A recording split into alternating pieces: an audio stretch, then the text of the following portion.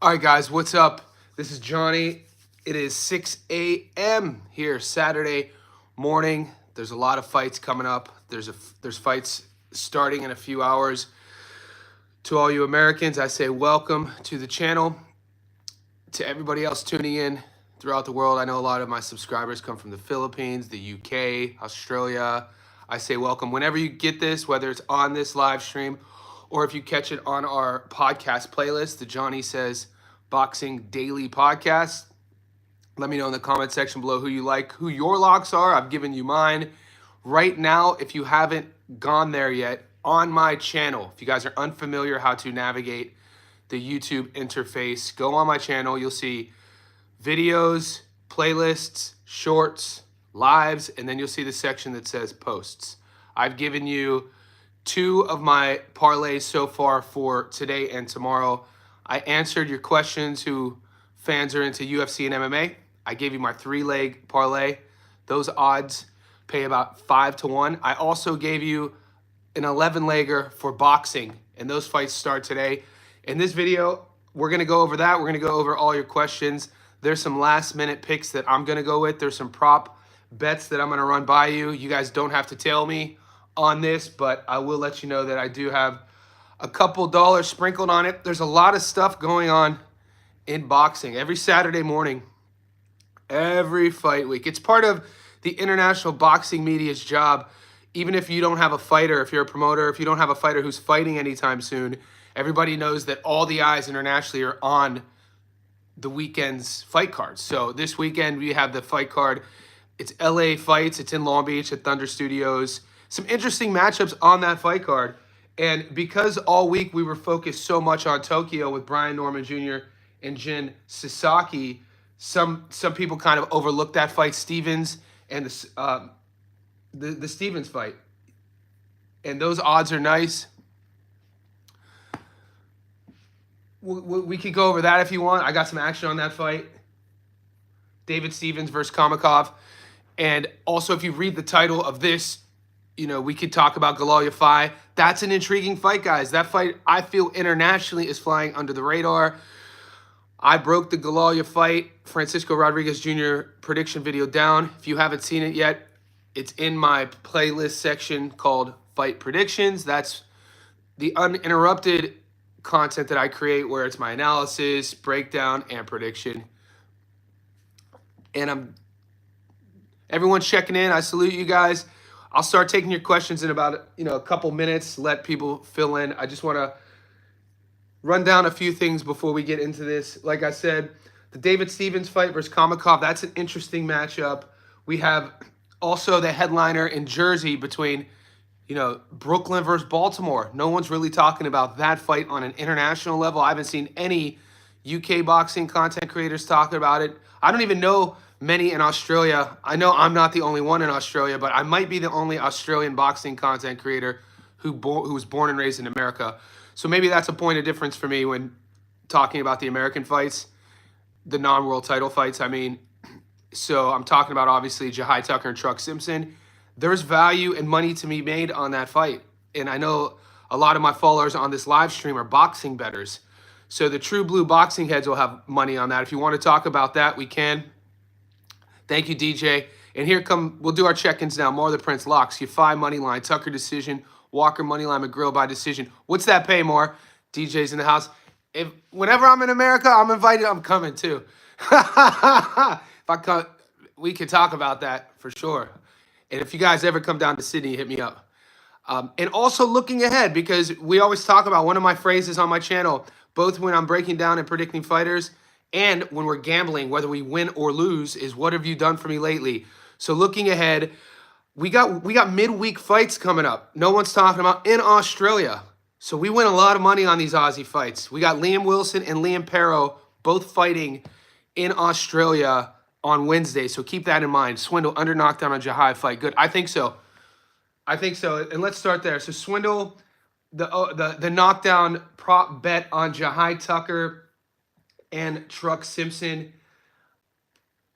I actually like the under knockdown prop bet almost equally as I like the fight going the distance. And I mean, I'm not blowing anybody away And I'm not telling you guys anything you don't know by saying, oh, I think Tucker and Simpson go the distance. I think a lot of the pundits are seeing it that way, considering both of their styles. Neither guy has one punch knockout power. And they kind of operate in the ring, still trying to not necessarily hurt their opponents, but win rounds. If anything, it's Simpson's style. When he's cooking, he's marauding forward, that southpaw style. If you like the knockdown or if you like the fight to end in the stoppage, I could see Simpson doing that more, considering his style. A little bit better of a body puncher, pressure forward style. He does his best work when he pushes his opponents up against the ring. Now, obviously, in my prediction video, I got Jahai Tucker winning that fight. I like Tucker on decision, but if you could get a parlay, Tucker, the over, and maybe add a knockdown. So going heavy on, and guys, sometimes I go heavy on. The last few times I've won a lot of money, the odds haven't been too crazy, so it's kind of been safe bets, right? And it's always when we, I wish I would have went super heavy on the Brian Norman Jr. fight to end the parlay we just hit, the under 5.5, Sasaki to be knocked down. It's always the ones we win when we're like, damn, I should have went heavier. I should have put more. It's always the ones we win. And that's kind of the balancing act we have to play as bettors of when to pull the trigger heavy and when to kind of just keep the money coming in, when to keep it consistent so we're constantly in that mental state of winning. So with that being said, some of the guys I talk to and reach out to, they like the knockdown prop bet on Galal Yafai versus Francisco Rodriguez Jr. So we could have a look at that one real quick and see what those odds are paying. Now, I think, I have a sneaky parlay where it will win me the most money. But in terms of, I know we all should have put more money, and we called it. We saw it coming. So I have on a sneaky parlay. I have David Stevens over Peter Kamakov. We know Kamakov, great Russian amateur. Stevens, a lot of power. The Reading, Pennsylvania product. Kamakov hasn't been that active, hasn't really gotten that many fights. He's recently signed with a new boxing promoter, and a lot of people are high on the Russian. I like David Stevens. I like David Stevens' work, and I'm leaning on him. So on a parlay in terms of risk versus reward, this is my riskiest parlay in terms of going heavy but getting the most back. And I don't mind what I'm going to, if it doesn't come through, like last week, guys, if you looked at the odds, we really didn't have two or three fights to put on a parlay last week with like decent odds. A lot of the fights were like $7s, $8s. So that being said, last night I got David Stevens at $1.78. He's now at $1.55. So if you like him, I would take him. I like Stevens on the money line. I like Kona Walker on the money line. And then a knockdown over at least one knockdown on the Galal Yafai fight. So on one separate ticket, I have Galal Yafai on the money line to beat Francisco Rodriguez. And on the ticket I just said, I have Stevens to win, Kona Walker to win, and there to be at least one knockdown on Yafai versus Rodriguez. So that's the one that will bring me back the most money, considering I bet a little heavier on it, to answer your question, Swindle. And I know some questions were coming in. I'm doing my best moving forward with all these live streams to kind of stay focused with a question at a time. And I know somebody just had something up. So if you want me to answer it, or if I didn't get to it, just ask it again. Also, guys, I'm going to be going live for at least my goal this morning was to do an hour. I have to leave here at 7 a.m. to go box. So I have sparring at 8 a.m. and then I have sparring at 8:45. The sparring at 8 a.m. is more about, just doing some cardio pad work, a little bit of skill set stuff, but I'll get probably 3 rounds in there, 3 minutes. And then the 8:45, I'm doing 5 3-minutes. So I'm going to do about 8 rounds today, 8 3-minute rounds with some old timers down in the city. So I do this every Saturday morning. Let's go Rodriguez by late K. Jitterbug. I could see that. So if you do like Rodriguez by late knockout, like 9-12, considering his style,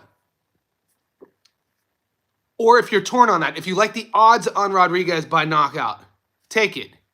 If you're torn on the knockout producing, then you could go the knockdown prop bet. Okay, Jitterbug. So it's really tough. It's a tough fight to call. I know some of you guys were in my comment section.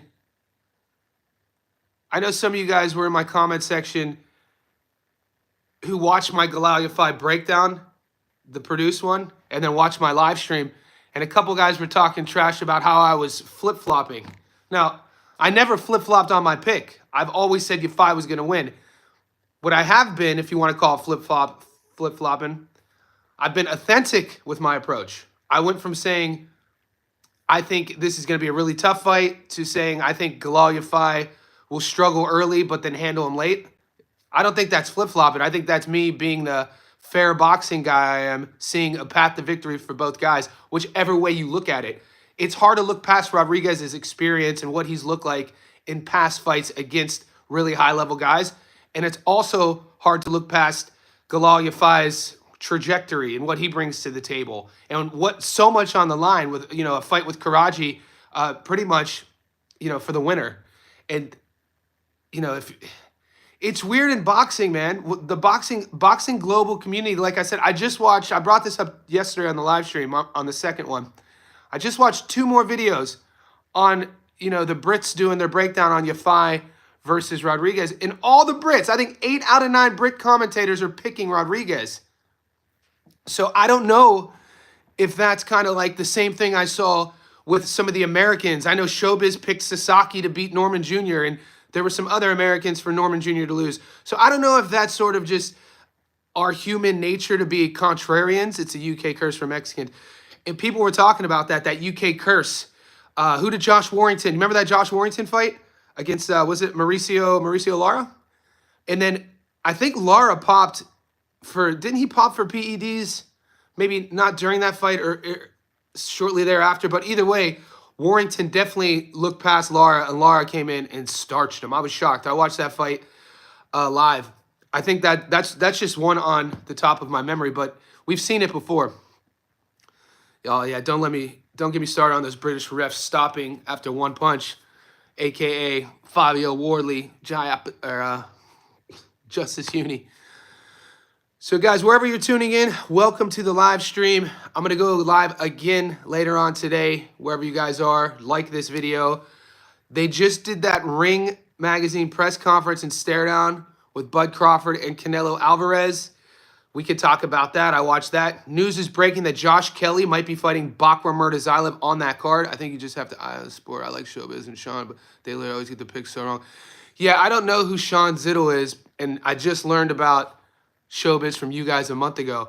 I think sometimes, and they probably both have, I took you USB, I appreciate your predictions. Appreciate you, Jitterbug. I think sometimes, I don't know who Sean is, and like I said, I just heard about Showbiz maybe in the last 6 months. I think and they probably have bigger followings than me. I think sometimes guys who have big followings, maybe they could get caught up in, being controversial, doing anything for clicks, rage bait, whatever the young kids call it. It's the one promise I always say to you guys, and follow my channel since I started, since it's grown. I'll never do that. I'm coming at it from a teacher-student perspective. We're out here trying to make money. We're out here trying to learn the sport. You know what I'm saying? I'm not trying to pick a guy just because he's a big underdog or he's an unpopular guy just to say it. Like, I take this shit serious. I said it when we lost the Christian Araneta fight. I mean, I might pick domestic fights on a parlay and not tell you guys about it, but I'm done picking domestic level fights and telling you guys because it's not the risk isn't worth the reward, and I don't think it's ethical, and I hate losing. I take it personal. Cue the Michael Jordan meme. I take it personal. I'm not lying. I brought it up the other day. You know what I'm saying? I was at Thursday night, so when those Tokyo fights were happening, I was at dinner with my girlfriend, and she knows what I do. She respects the game, and she's successful in what she does. So she respects what I do. And she saw it on my face when I saw that Araneta lost. She was like, "What's wrong?" I go, "We lost." She's like, "Oh, it's okay." She's like, "Don't." And she's like, "You can't get them all right." And I'm like, "Dude, it's not that. I don't care if I lost." I was like, people listened to me and they lost. I was like, I don't like losing. So I take it very seriously. So when Norman Jr. redeemed my picks, I was really happy. So going into this weekend, just to put an exclamation point on that thought, yeah, the Galal Yafai fight is it's a 50-50 fight. I don't think anybody out there who's predicting a winner is super comfortable with it. I got to say the same thing about Tucker and Truck. I like Truck Simpson. Just because I picked Tucker doesn't mean I'm a hater on Truck. Watch the breakdown. I wasn't talking anything negative. I said both guys are still developing. Neither one's a finished product. One's 25, one's 22. I think it's a great fight, and I think that it's not getting enough publicity. Now, maybe that's because neither guy is a knockout artist. Neither guy is going to, jump off the page. Let's get paid. High Interest. Thank you for the tip, brother. Shout out to High Interest, always supporting the channel. Let's get paid. Let's do that. Norman by knockout was the easiest. Jitter, right? We've been saying that the whole time. I'll put my money on Rodriguez's decision. And Julio Wango, just because we're opposite, I see why. That's a smart bet. And the odds, when you look at Francisco Rodriguez Jr.'s resume, what he's done, what other great fighters have failed to do against him. When you look at the odds, what is Rodriguez Jr. on decision? And you look what that's paying, I get it. Yeah, DJ. And you know what, mate? On that point, DJ, when you look at the comments on my channel, it's always filled with people who know what they're talking about in a healthy conversation. And that's what we're creating here. And if somebody does come out of pocket or out of line with some troll stuff, or even like an outrageous hot take, people will jump in and just educate them and be like, yo, I don't know where you're coming from. I don't know what you're talking about. Like, for instance, I'd like your guys' opinion. And I understand if you don't agree with this. But on our post section, I posted the picture of Turkey, Canelo, Bud sharing a meal, eating dinner, because that was 2 days ago, and we know that they did their face-off press tour in Riyadh this morning. And a couple guys were like, "Oh, that's it. It's scripted. I don't like it. It's bad optics for them to be eating together. I don't like this. They should be hating each other." And I had to remind a couple people. I was like, "You guys need to read, The Art of War or the Book of Five Rings by Musashi and learn about ancient warfare." It was a custom in warfare battle going back to the gladiators for future opponents to sit, whether they were future opposite sides of the battle or even one-on-one opponents, for you to share a meal together. And, you do that as a show of, revelry for not only your future opponent, but for the act of war, the act of bloodshed. So I actually liked it. I thought it was primal to see those guys eating dinner. I don't mind it. Yafai throws a lot, so he can swing his way for short. I know. You know what? The thing about Yafai and Rodriguez is we're going to see, even though both guys are the same age, if Yafai's ready for that. Yeah, I agree. I got to be honest too on we'll see if Yafai's ready. I want to comment on the Crawford Canelo. If you watched the face-off just now, I just had it on my TV before I went live. Dude, Canelo is bigger than him. And obviously they're not, it's not the weigh-in, but they're doing face-to-faces, right? And I screenshot these pictures, so I'm going to put it up after. So you look at them face-to-face, you look at them side by side, and then there's a perspective of just Bud's face and Canelo's face. And what I noticed that I didn't see before is Canelo has such a thicker head. His head is thicker and his neck is thicker. And, we know that Canelo's a bigger dude, a thicker dude. That being said, man, Crawford's going to have to use his speed and timing to hurt the body first. Love and respect Crawford, but some fight skill doesn't win. Exactly. I know, much thicker. And guys, this is why this is a tough one to call. This is for the non-fanboys out there. Bud has his fanboys, Canelo has his fanboys. Bud has his fans who admire his career, like me. Canelo has his fans who admire his career, like me. Any boxing head of the sport will admire their careers. Julius Armstrong, I'll get to your question in a second. I want to put an exclamation point on Canelo versus Bud. So my point is, when you have a guy who's coming up those weight classes, like Crawford, and he's done it kind of methodically, but he hasn't done it, we know, in the most active way. 47 EJ, one fight at 54 Madrimov, no fights at 60, straight to 68. And we see the long career of Canelo. It's not like Canelo is a bigger weight class guy who is like a mid-level guy. When you mix in that Canelo is a bigger guy and he's a Hall of Famer, that is the thing. So the game plan for Bud is obviously not going to be going in there and knocking Canelo out. The game plan has to be winning rounds and outboxing him. That's going to be the narrative. And the closer we get to September, we'll break it down more and more. To answer your question about Stevens versus Kamakov. So somebody asked me about Stevens versus Kamakov. That is the main event going on in a couple hours in California. David Stevens versus Peter Kamakov. Kamakov is the Russian, undefeated. Hasn't been the most active guy. Struggling to find fights. I think he's fought only a handful of times since 2021. And Steven, good amateur career. Those Russians, a lot of them have come from an amateur story background. I know he just signed to a new promoter. He's in his early to mid-30s, I think, trying to be more active, trying to work towards a world title. I think the management company who manages Alexander Vozdik, I think they just picked up Kamakov. So they've seen Kamakov an opportunity to get big fights. Stevens is a good fighter. Don't look at, him having a couple losses and thinking that he's a wash. He's from Reading, Pennsylvania. He's a good puncher.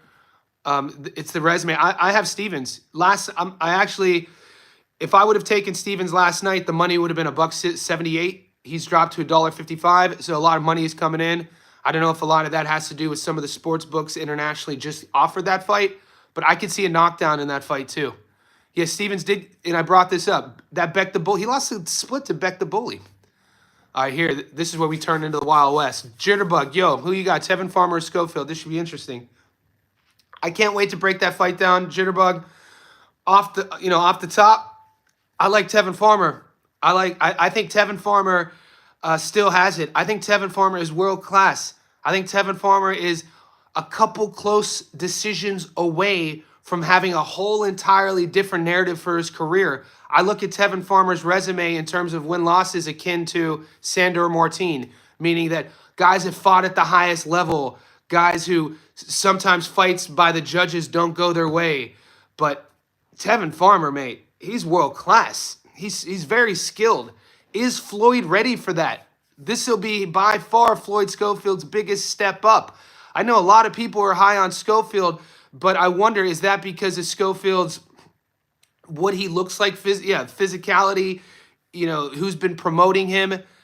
I mean, look at activity even in the last 12 months. The most important thing for boxers who are hungry for world titles is staying active. I'm not talking guys like Bud who've been 4 divisional world champions, because he's never been the most active guy when you look at it. And he said that was built by design. Early on he was. But when you get to like a certain stage in your maturation and you're done fighting, number one contender fights, and you're that guy and you only want world title, that's different. This Farmer still feels slated. Farmer still feels disrespected. I like Tevin Farmer to beat Schofield. So that's not my official prediction. That's to answer your question. And somebody asked about Rafael Fiziev versus Baha Mendez, which is a UFC fight going on this weekend. It's an interesting matchup between two strikers. I'll answer that real quick and I'll get back to boxing. We kind of float back and forth. I have Rafael Fiziev. Even though he hasn't had a victory in a few years, when you look at his losses, 2 decision losses to Justin Gaethje, that's no shame. And then he got hurt against Gamrot. Baha Mendez, tall, fun guy, South American guy. I think he trains in Chicago. Bilal Muhammad had brought him up, so he comes from a good camp. Striker, long, keeps his chin in the air. I just think the athleticism and the power and explosion, especially you mix that with Fiziev's background at Tiger Muay Thai, historically the place to learn how to kick, how to punch, how to throw elbows in the MMA game. I like Fiziev in that one. To answer your question. And I saw somebody ask about Truck versus Jahai.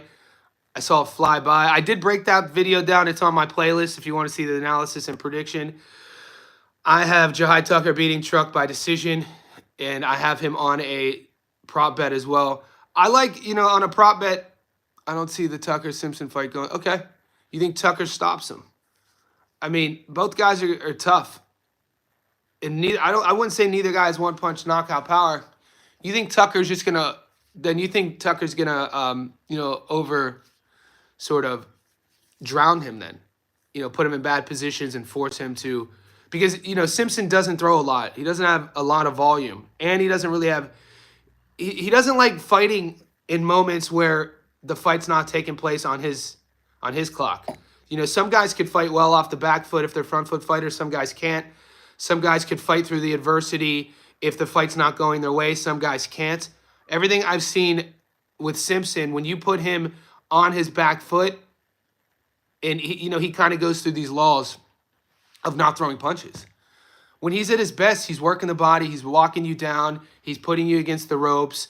But I think Tucker, his movement, how he operates in the ring, very unorthodox. He does a lot of fun things in there. You'll watch if you've never seen Jahai Tucker fight. He'll remind you of a few other fighters. He does some movement patterns in there, like Emmanuel Augustus. Some things he does kind of looks like will remind you of Jaron Ennis. But just in terms of defensively, how he switches his guard, he's a fun guy to watch. Only Simpson could get that one-shot knockout if he gets lucky. Yeah, I think Jahai's been a pro since he's 17.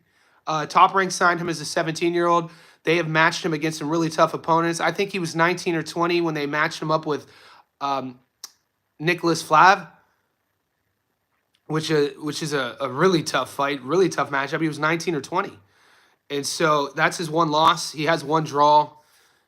I think at 22 years old, like I always said, he's still developing, and Truck's still developing. Truck, one of his losses are that overtime boxing. It went 8 rounds. They called it a draw, and they had to fight that 9th round. Psychologically, man, that would be a tough thing to do. That's one of his losses. So, yeah, I think both guys, we still haven't seen their best. Simpson would probably be the guy who's more close to his physical prime. I also think Truck Simpson, this is one of the things with Truck, in my opinion. I don't see him adding too much to his game that he already has, that he's already shown. Yeah, the gas tank. And he is floating kind of back and forth from divisions as well. He's fought past 160 before. He's still trying to figure out where his body feels good at, what division he feels good at. But in terms of his arsenal, his tool belt, what comes out of his offensive bag, I don't think there's too much that he's going to develop that we haven't seen. With Jahai, I think there is. I think he's more diverse with what he does in the ring, and I don't think. Yeah, I said that before, and I was cautious with comparing Truck to EJ just based off of what they've done in their career, comparable to what age EJ was when he won world titles, where with Truck's development. So I wasn't trying to put unwanted comparisons or unfair comparisons on him. But when you look at the body type, the southpaw, jab heavy, walk you down, the body work, yeah, I definitely could see the comparison. Yafai, Vito knockout, Walsh, Elliott knockout points, Sadikov knockout should be added to all parlays. Yeah, Pudgeons, they're not letting me take the Vito knockout. The bad side about the book that I use in Australia is that on a lot of these fights where the odds are so wide, they only force the money line. The Sadikov knockout, we're talking about the UFC here now. I like the Welsh gangster. I'm doubtful that Spence fights against Sting. Yeah, I don't think he will, guys. I mean, for a while, I thought EJ would be fighting. And then for, more recently, I'd agree with you, Brandon, and couldn't see a path for him to come back based off of, what he shows on his social media. But then I think the end of May, early June, so this would have been 2-3 weeks ago, Errol posted this 7-picture slide. So if you go to Errol's Instagram right now, I think it was either May 30th or June 1, he posted this 7-picture slide, and in typical Errol Spence fashion since he lost to Bud, because before he lost to Bud, it was all boxing. But that timeline's correlated with now he has some young kids. It's all family stuff, right? On that 7-picture slide, it's family, family, family, family. But on the 7th slide, it's him with an 8-pack. And it's a picture like this. And he's at a track. And I think there's a comment that says, he was referring to that, like, he didn't say this, but he was inferring that just because the world, you don't tell the world, doesn't mean that it's not happening. So that kind of made me think like, oh, maybe he is training some sort of tune-up fight. He says never takes a tune-up, but I think he'll need, yeah, Brandon. Of course, he'd definitely have to take a tune-up. And there's some tune-ups out there, and we haven't seen him at 54. And this is just the selfish boxing fan in me. I'd like to see what he looks like at 54. I think a lot of people would like to see what he looks like at 54. Maybe a renaissance, late career renaissance. I think that's what a lot of the boxing romantics would like to see, because his fan base is a big fan base, and for him to go out the way he went out, I think a lot of his fans would like to see him fight again. Goat, what's up? Thanks for the check-in. What you missed, we're halfway through. We're 30 minutes in. We talked about Galal Yafai fight. We talked about the Tucker versus Simpson fight. We got some UFC sprinkled in there. And now we're talking about Errol Spence Jr. fighting again. Yeah, I'd like to see him, Brandon. And there are some potential matchups at 54. I mean, let's just, game theory real quick. Let's say Tim Tszyu gets starched. Let's say Seb Fundora starches Tim Tszyu. I bet you Errol would put his hand up to fight Tim, and that fight would sell. It would sell based off of everything that could have been a few years earlier. Yeah, go just stay on the live. I always put the live streams up on the podcast playlist, so you'll see it on my channel if you want to stick here. We talked about some knockdown prop parlays. I got Muscles. Muscles hit me up this morning. He likes the over 1.5 knockdowns for the Galal Yafai fight. I could see it happening. Both guys hitting the canvas, popping back up. And that's something he's going heavy on, something for you guys to think about. I like Truck Simpson versus Jahai to go the distance. Just a few of the prop bets. But yeah, Errol, there are matches. Like I said, the selfish fan in me, I'd like to see him at least once at 54. There are rumors going around about the fight's close to be announced. Josh Kelly versus Bakr Murzailov at 54 on the undercard of Canelo Crawford. EJ's always train, never talk. That's why he didn't take tune-ups. Yep. It is paying good, Goat. And if you're in contact with Muscles, you can hit him up. If not, yeah, I woke up to that text message. Because it's 6:30 a.m. Saturday, my time right now.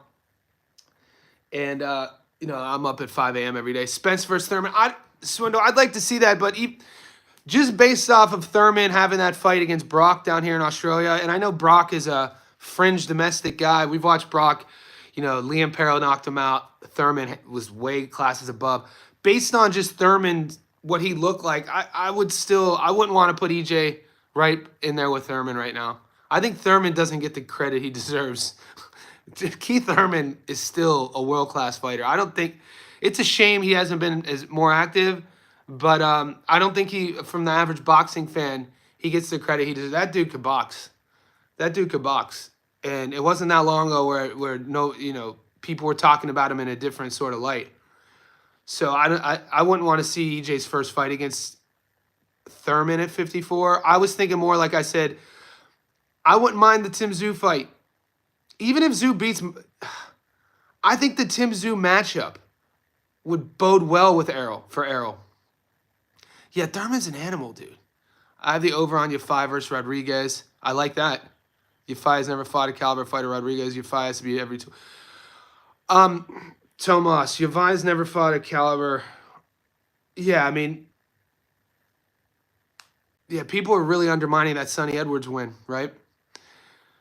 And if you want to compare a guy like Rodriguez, world champion, different weight classes, and then you like who Rodriguez lost to, close fights, Ioka, Nakatani, got stopped against Chocolatito years ago. And sometimes in a guy's career, the guys they lost to and how because he fought really well in all those fights. I see where you're coming from. Hard for me to take this. I know. And that's kind of just, you kind of got to feel for Galal. But that being said, Galal, I just watched an interview, Galal on The Ring magazine. He was talking about this. And people were saying he's looking past Rodriguez to the Karaji fight. and people were saying that they're down playing the Sonny Edwards win because of where Edwards was mentally, specifically the damage he took against Bam, and then him literally telling his corner he didn't want to be there. But all Galal could do is do what he has to do, and that's win. Doesn't have power either. Yeah, no, it's an interesting fight. It's an interesting fight. We'll see.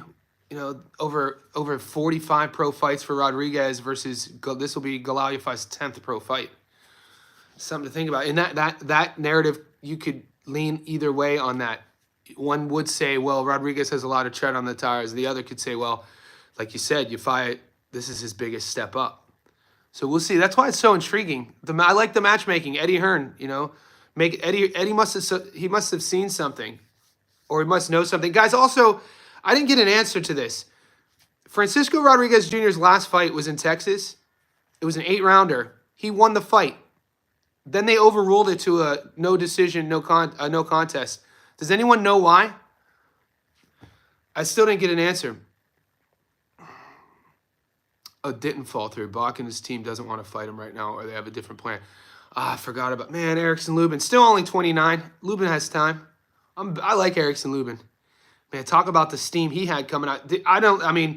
Looking back, his career was managed a bit reckless early on, throwing, I think he was 21, 22, throwing him against Charlo, because Lubin had so much hype coming out the amateurs. Fun style, marketable, ticked every box.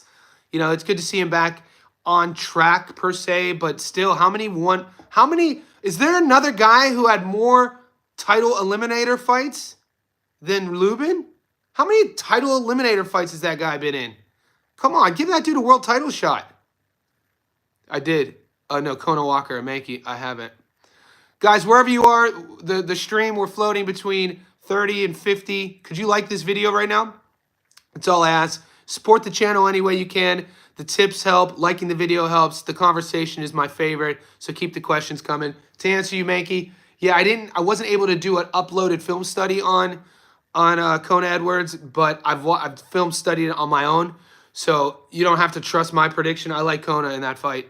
I think in terms of versus Liam, I think it's a good matchup for him. I think he should handle him pretty well. I have him on the money line. The money's pretty good as well. But yeah, so we were having a pretty interesting chat about Errol Spence Jr. and the pros and cons of seeing him fighting one more at 54 and who that would be against. In Sal's blog talk, I brought that up. Josh Kelly versus Bakr Murtazaev at 154. I don't think that's I've seen a lot of comments. People think Murtazaev is just going to handle Kelly. You got to slow your roll on that. Josh Kelly has pop. He could box. He has skills. Fun fighter. He could punch. He's not the same guy who went to Madison Square Garden and fought Ray Robinson. That kid was a kid. That was the guy who was like 14-0 out of the Olympics, hands down, going viral, fun. And Ray Robinson fought him to a draw. And he's also not the same guy who Avenetian walked down and pressured him and game planned him. He big brothered him based off of making Josh fight off the back foot and then wearing him down and then watching Josh fade with his cardio in the fifth, sixth round, stopped him. But Kelly was still in the fight. He was bleeding, but he was getting hit a lot. Since then, he's made adjustments. And these are specific adjustments that I want to see Jahai Tucker make. Meaning, like, Kelly, when he was younger, used to waste a lot of things in the ring. A lot of energy expenditure wasted. He didn't fight like a veteran. He fought like a young kid with a lot of energy, hands down. And he's made a lot of adjustments, and he's fighting really professionally as of late. Granted, Flavio Bea wasn't world class. He starched him. We won money on that. I put a lot of money on the $1.80, and he got him out of there in the first round. And I was watching British boxing commentators saying that Flavio Bea was going to beat Kelly. And I'm like, you guys are insane, dude. What do you see that I don't see? And Kelly could box, guys. And he's tough. And just because he got stopped, he didn't want to be stopped. He has a good mindset, good pedigree. I like Josh Kelly. I'm not saying right now that he's going to beat Murtazaev. We'll wait to see if that fight gets official. But all I'm saying If that fight goes down, keep your eyes on it. I'm really interested in seeing the odds. That's all I'm saying. Because Kelly is not going to fight you on a straight line. He's not Tim Tszyu. He's bigger than that. He's smarter than that. Higher ring IQ. And he has more tools than Tim Tszyu. Dude, Avanesian could box, though. This is the thing, man. Boxing casuals will judge a guy based on they get brought over, they get a big world title fight, and they get knocked out by a world champion. Avanesian gets judged because of the Jaron Ennis and the Terrence Crawford stoppages. But Avanesian could box. Look at the revelry look, all you have to do is when he gets stopped or when any guy gets stopped and the casuals are pouring on him, look at the revelry the fellow boxers give that fighter. Said fighter, Avanesian. Ennis, nothing but always talks high on Avanesian. Same thing with Crawford. Avanesian is a really, really good guy. In his prime now, no. I think he's 35, 36, but dude, the dude's a nightmare. He's a tough matchup. You don't just luckily get a Jaron Ennis fight after you got knocked out against Bud. There was a reason Ennis's handlers wanted to see what he looked like against him. And so my point is that loss, that Joshua Kelly losing to Avanesian it's one loss and he got stopped, but it's not, I don't think it's the narrative that should be circling his career. Yeah, he was even taking the fight to Bud. Exactly. And he's a dog. Dude, I was impressed with, I had heard of Avanesian before the Kelly fight, but he was an underdog in that fight, and Kelly had all the hype. And mate, Avanesian, the game plan was intelligent. He big brothered him, which was super impressive. Casuals pick and choose when they give some. I know, jitterbug. I know. When I start getting on one of these hippie laced rants and blah blah blah blah blah, it's usually towards the casuals, because you know what the problem is, and this is no shade on anybody. It's nobody's fault, but when you see guys or girls with 500,000 subs or 400,000 subs, it's normal for people who aren't in the know to equate somebody's following to their knowledge of whatever we're talking about. There's political commentators with 1 million subscribers, 2 million subscribers, streamers who don't know anything about politics. They're maybe a streamer on Twitch, and then all of a sudden they find themselves talking about politics, and their following thinks that they're an expert on politics. So that's an example. Boxing, the same thing. You can't always equate somebody. I gotta be honest with you. Some of the only boxing commentators I listen to, some of them don't even have 1,000 subs, and I think to them, and I sometimes want to message and be like, don't stop doing this because you got a good boxing mind. They don't know who I am. I just, I've been grinding, I've been really consistent getting over 25,000 subs. It wasn't that long ago. I only had 700. But my point is, there's guys that, some are British, some are American, who know their game, but they maybe they don't know how to do editing, or maybe they don't know how to do the marketing. So their subs, they're getting 100 views. But what they're saying is high level. So you can't always equate somebody's following to their knowledge of the game, and vice versa. So, if you see a guy with 1,000 subs, don't think he doesn't know what he's talking about. There's some gold out there, and I just want to, get that out there. Kelly has been a disappointment. Yeah. So hand history vault, and we then, I'm not disagreeing with you. We then have to say, define disappointment, right? Hand history vault is saying Kelly's career has been a disappointment. We all thought him coming out of the amateurs, guys, he was going viral in boxing for things that at the time, go back to 2016, 2017. At the time, only world champions were going viral for. But he was going viral not necessarily for knockouts, for how he was fighting. Hands down, switch, foot stand, switch, boom, uppercut, boom. It was like the middleweight Lomachenko. What motivated you to live stream more frequently? Mankey crazy. Take this however you want it, but in 2015, to answer your live stream thing, in 2015, I was hosting the #1 podcast in Australia. In 2015, I was running a strength and conditioning gym in Sydney, Australia, where I live, in the city. Now I coach out of my house. But in 2015, I was hosting a podcast called the Vision Board Podcast with a guy named Tristan Cannell. And we were interviewing, in 2015, 2016, Hoist Gracie, Stipe Miocic, Carlos Condit, And then I got into like Boom Boom Mancini, George Foreman, Larry Holmes, Evander Holyfield. I was interviewing all these guys on my podcast in 2015. And then the guy I was co-hosting with only wanted to do boxers and fighters, but I was reaching out to scientists, entrepreneurs. Like I interviewed Gary Vaynerchuk, Grant Cardone, Lewis Howes, guys like that as well. Because my mind, I've always been inquisitive to learn. So I ended up getting an email back from, if you got, this is going to get nerdy real quick, but I'm going to answer your question. There's a group of scientists worldwide, and they're in charge of what they call the doomsday clock.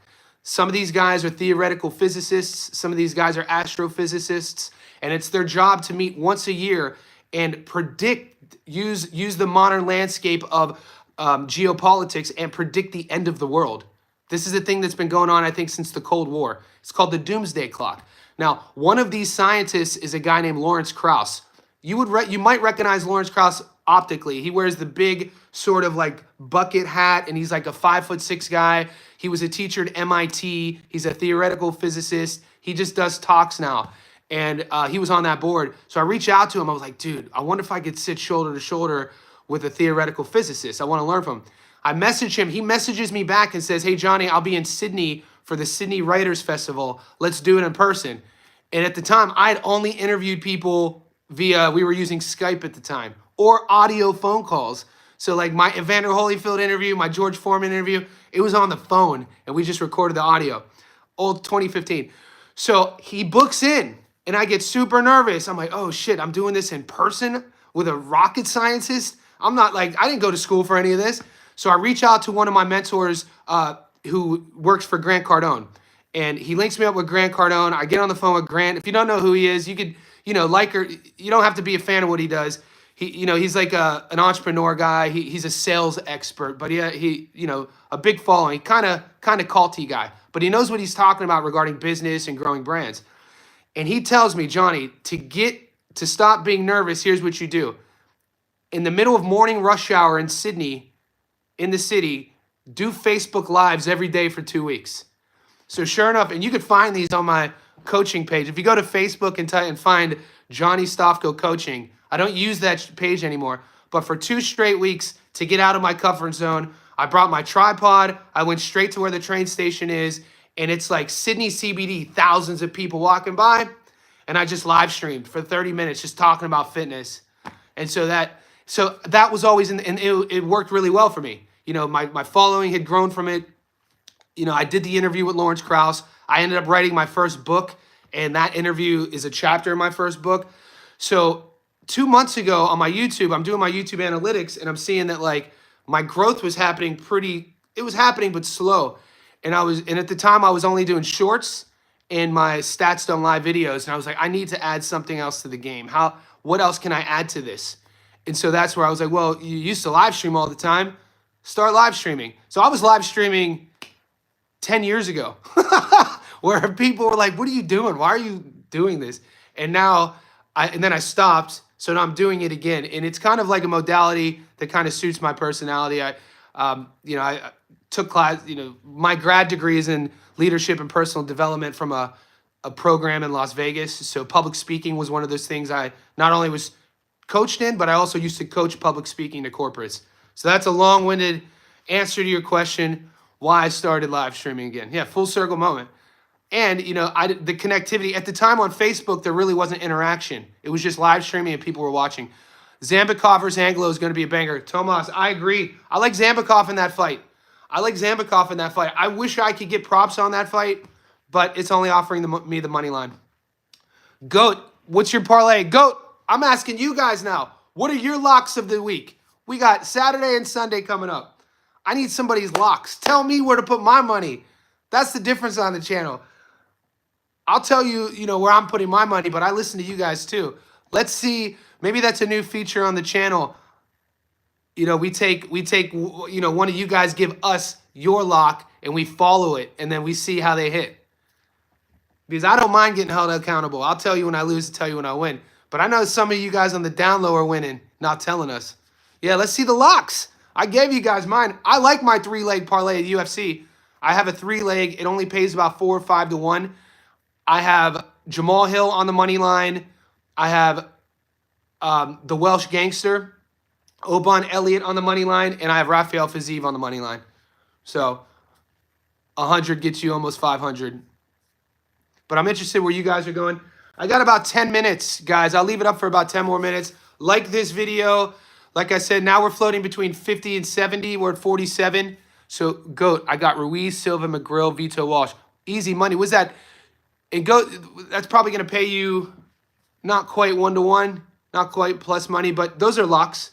Yeah, we're looking for locks here. I don't see any of those guys losing. And Silva is the, I want to give a shout out. I bet on Usman because Buckley. Nice, good. Mate, I didn't see that one coming good. This is the only one I lost. I went with Buckley. Wait, what are your UFC picks against? I got the ones. Yeah, good. My UFC picks are Oban Elliott money line, Rafael Fiziev money line, and Jamal Hill money line. And guys, if you're not up to date, there's a UFC card in Azerbaijan. So there's going to be a lot of regional guys with a lot of long last names who are really tough. So just keep that in mind. Right now, I got Fiziev and Jamal Hill at even money, and Oban Elliott's the favorite. From your picks, wait, nobody of them losing. Yeah, 10K, yeah. And GOAT, that's the smart money, easy bread. So if you're following GOAT, some of the boys here will throw 10K, 20K, one of my buddies, 30K to win 15K.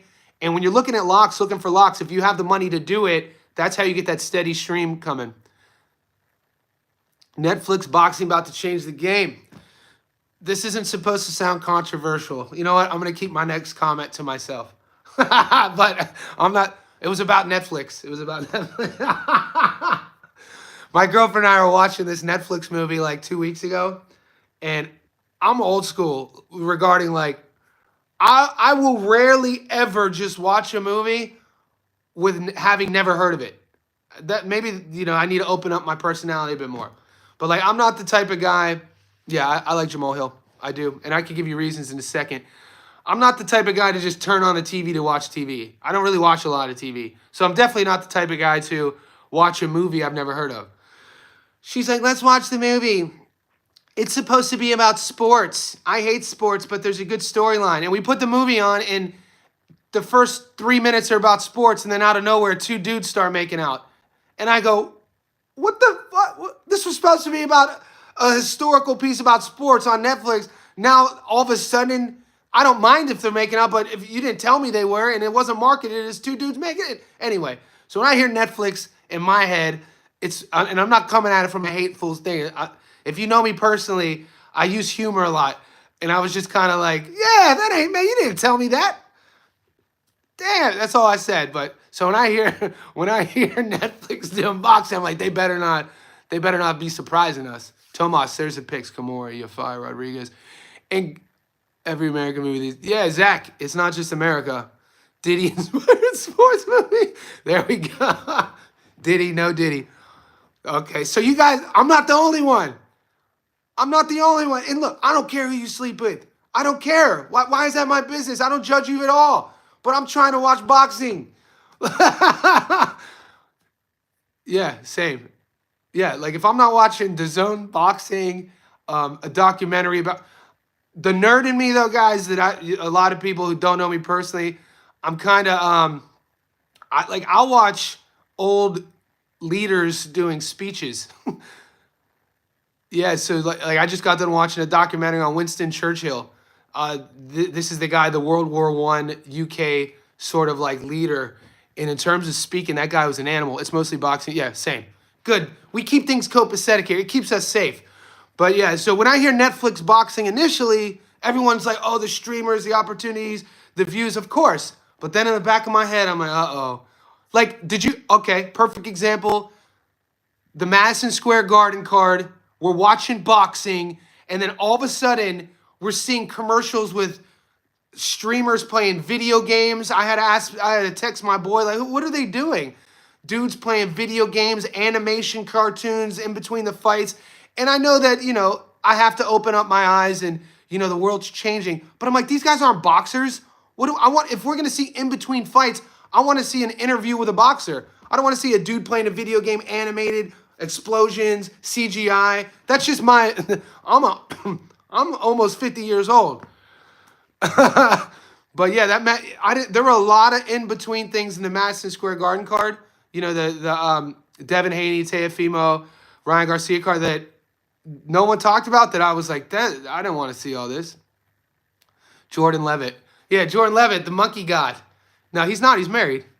The Fatal Fury. They had the box. Yeah, I was like, I don't care about that. And no shade to gamers, but I was raised. You know, I'm not.